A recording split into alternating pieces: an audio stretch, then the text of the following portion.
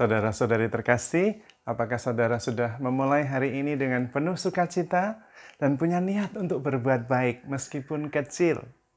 Semoga Tuhan memberkati niat baik saudara.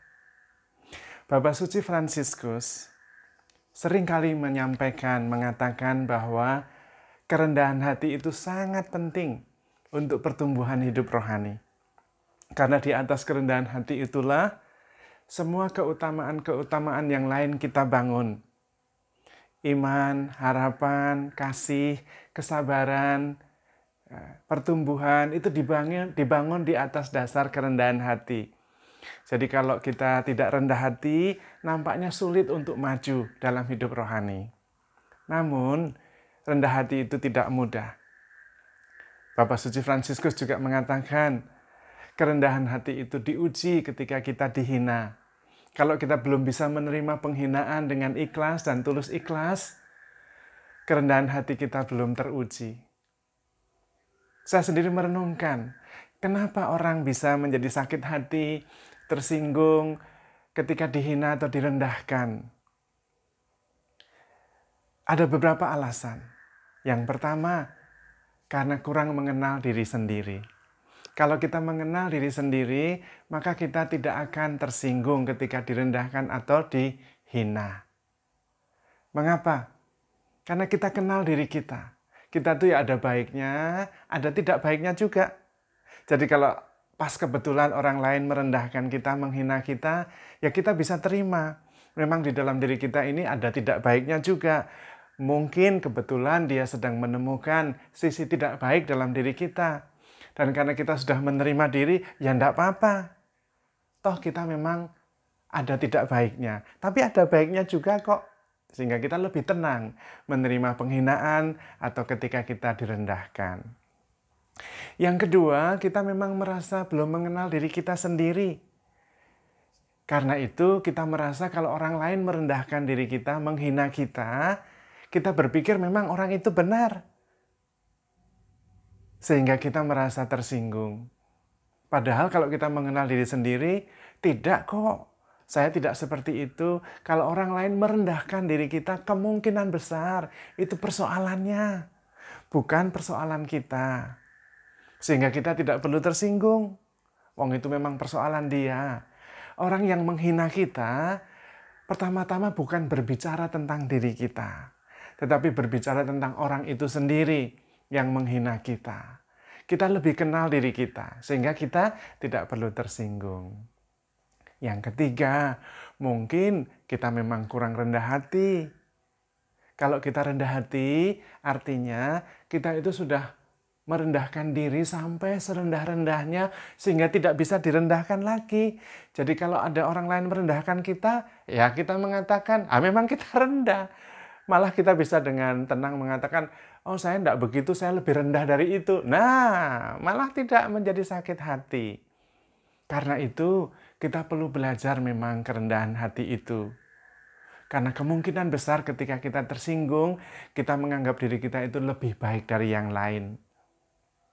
Kita merasa bahwa diri kita itu istimewa. Sebetulnya tidak, itu ilusi.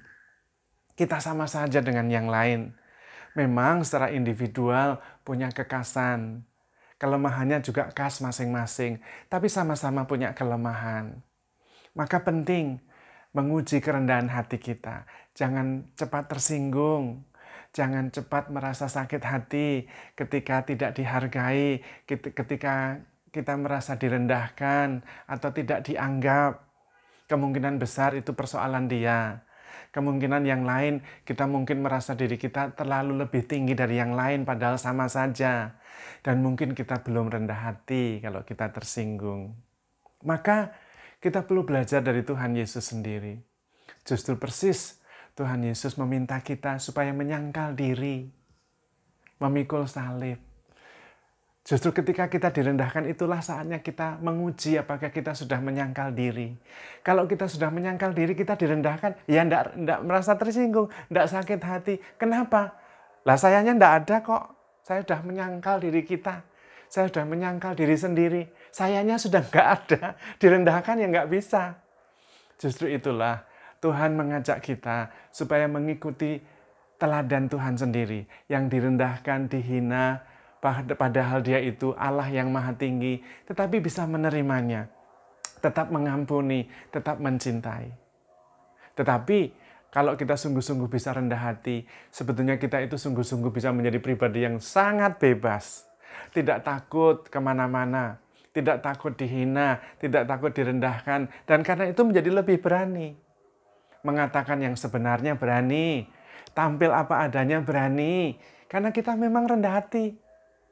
Tidak mudah tersinggung, tidak juga takut untuk direndahkan, takut untuk tidak dihargai, tidak perlu.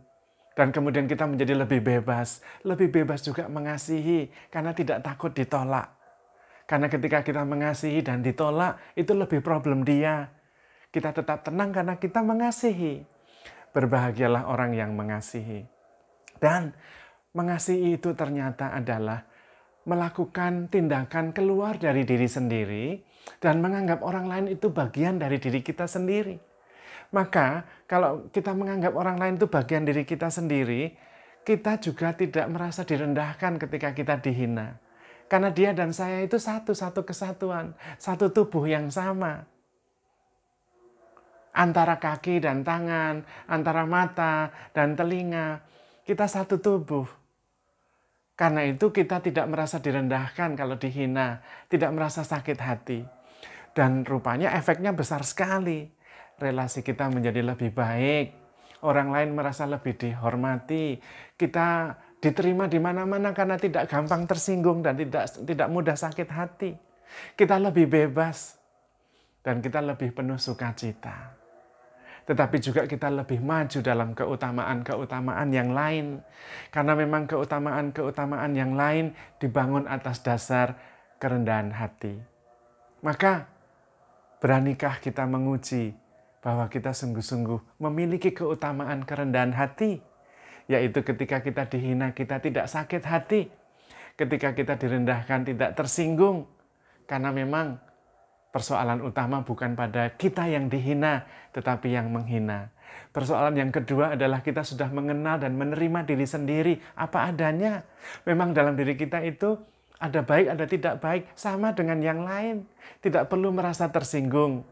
Kalau kita direndahkan, justru lebih baik refleksi dan berjuang untuk tetap mengampuni, mengasihi, dan berkembang dalam keutamaan kesabaran.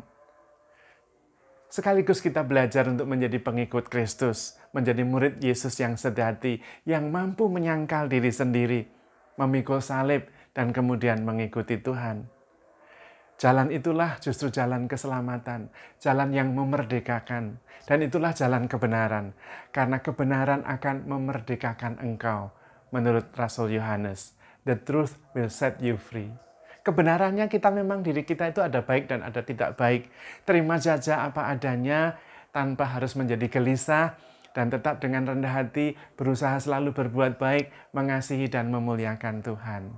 Mari kita belajar menerima penghinaan, menerima situasi ditegur dan direndahkan tanpa sakit hati. Karena justru di situ kerendahan hati kita diuji. Dan kalau kita sudah mempunyai cukup dasar untuk perjalanan hidup rohani, yaitu kerendahan hati, kita mudah untuk bertumbuh dan berkembang di dalam keutamaan-keutamaan yang lain. Namun, kita perlu memohon rahmat Tuhan, karena untuk menerima dengan ikhlas, direndahkan, dihina itu tidak mudah. Tetapi kita perlu belajar, disitulah kerendahan hati kita diuji. Dan dalam usaha itu, jangan lupa, handle yourself with care, because you are loved. Tuhan memberkati.